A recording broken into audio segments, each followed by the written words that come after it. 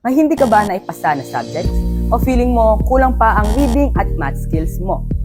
Okay lang yan, dahil hindi pa naman huli ang lahat. Nitong nakaraang buwan, inilabas ang DepEd Order No. 10, Series of 2026, ang Summer Remediation Programs. Isang oportunidad para makahabol, matuto at mas maging handa sa susunod na school year. Isasagawa ito mula May 6 hanggang June 2, 2026.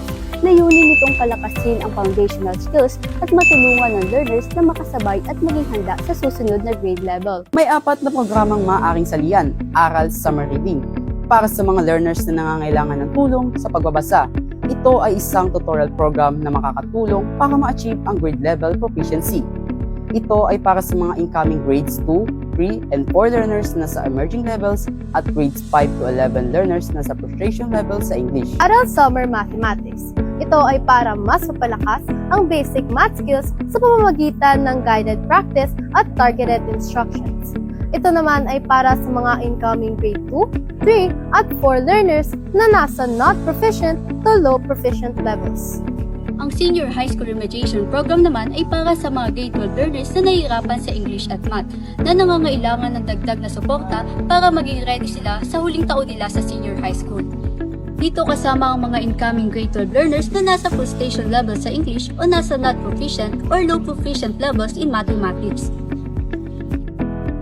At ang Summer Academic Remedial Program naman ay para sa mga mag-aaral o learners na bumagsak sa isa o dalawang subject sa nakaraang school year at kailangang makabawi para makapasok sa susunod na grade level sa darating na pasukan.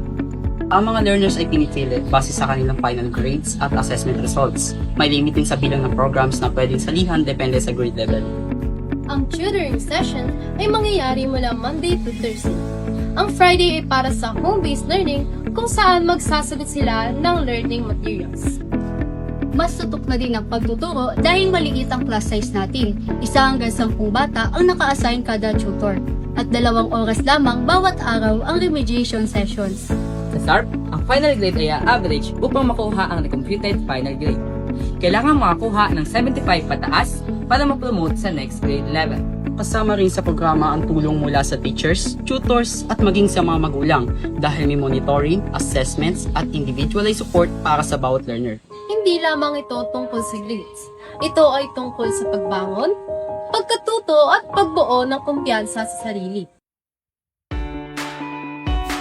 Sa Summer Remediation Programs 2026, walang maiiwan. Lahat may pagkakataong